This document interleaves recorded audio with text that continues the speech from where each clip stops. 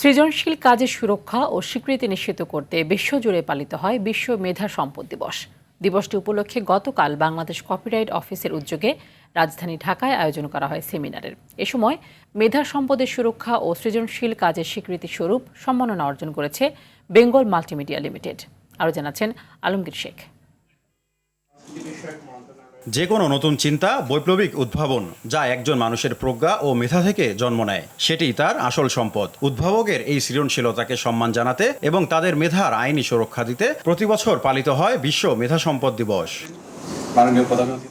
প্রতিবারের মতো এবারও রাজধানীর আগারগাঁওয়ে বাংলাদেশ কপিরাইট অফিসের উদ্যোগে বিশ্ব মেধাস্বত্ব দিবস উপলক্ষে রোববার বিকেলে আয়োজন করা হয় এই সেমিনারের। IP and sports ready set innovate শীর্ষক সেমিনারে অংশগ্রহণকারীরা কপিরাইট সুরক্ষা নিয়ে নানা মতামত তুলে ধরেন। যথাযথ কন্টেন্ট বানিয়ে যদি সেখানে আপলোড করা হয়, সেগুলোকে আপনারা সিলগালা করে দেন।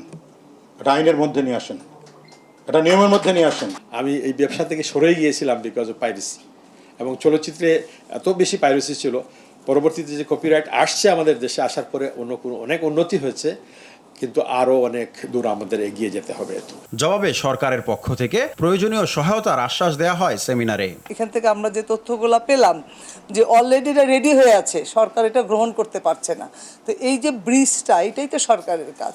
ইনশাল্লাহ আমরা সেই কাজগুলো করব, আর আপনাদের সাথে আমাদের ইনশাল্লাহ ইন্টারাকশন হবে। সেমিনারে মেধা সম্পদ সুরক্ষা ও সৃজনশীল কাজের স্বীকৃতি হিসেবে সম্মাননা স্মারক ও সনদপত্র পায় বেঙ্গল মাল্টিমিডিয়া লিমিটেড।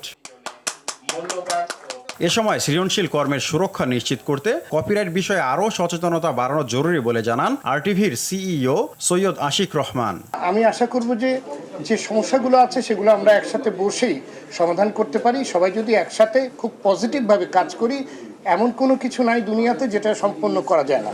তো ভবিষ্যতে নিশ্চয়ই আমরা আমাদের আরও যে সমস্যাগুলো আছে সেগুলো নিয়ে আসবো এবং একসাথে বসে সমস্যার সমাধানগুলো করব। কাউকে দৃষ্টান্তমূলক শাস্তি দেওয়া যায়, তখন কিন্তু মানুষ বুঝবে যে যেখানে সেখানে যে কারো মেধাসত্ব নিয়ে খেলা করা যাবে না, কিংবা সে ব্যবহার করতে পারবে না। মেধা সম্পদের যথাযথ সুরক্ষা নিশ্চিত করা গেলে দেশের সৃজনশীল শিল্প আরও এগিয়ে যাবে বলে মত দেন উপস্থিত সবাই। আলমগীর শেখ, আরটিভি, ঢাকা।